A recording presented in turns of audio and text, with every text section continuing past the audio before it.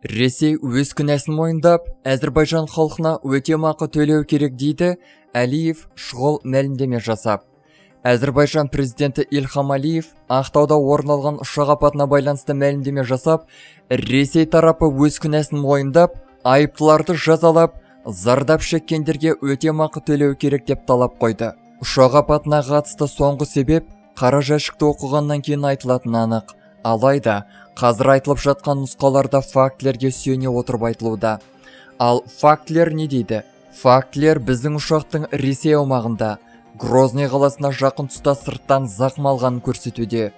Ұшақ басқару қабілетін жоғалтқан. Біздің ұшақтың басқару жүйесіне радиоэлектронды күрес жүйесінің зиян келтіргенін білеміз. Әлбетте, біздің ұшақты абайсызда атып алуы мүмкін.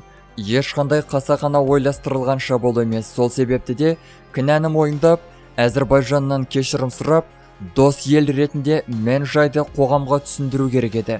Бұл жасалуға тиіс қадамдар еді. Өкінішке қарай, алғашқы 3 күнде Ресей тарапы ақылға келмейтін сандырақ нұсқаларды айтудан басқа ештеңе істемеді. Біріншіден, Ресей тарапы Әзірбайжаннан кешірім сұрау керек. Екіншіден, өз күнәсін мойындау керек. Үшіншіден, айыптыларды жазалап, оларды қылмыстық жауапкершілікке тартып, зардап шеккен жолаушылар мен экипаж мүшелеріне Әзірбайжан мемлекетіне өтемақы төлеуі керек. Бұл біздің талаптарымыз. Оның біріншісі кеше орындалды. Қалған тараптарымызда қабылданады деп үміттенемін деді Ильхам Алиев Әзірбайжан телеарнасына берген сұхбатында. Ұшқыштар аман қалмайтынын білді. Әзірбайжан президенті Ақтаудағы ұшақ апаты туралы өз ойын жеткізді. Әзірбайжан президенті Ильхам Алиев Ақтау маңында апатқа ұшыраған Әзірбайжан Airlines ұшағының экипаж мүшелерін марапаттау туралы жарлық шығаратын мәлімдеді. Ол ұшқыштардың іс-әрекетін, олардың кәсібилігін, жанқиярлығын жоғары бағалайтынын айтты.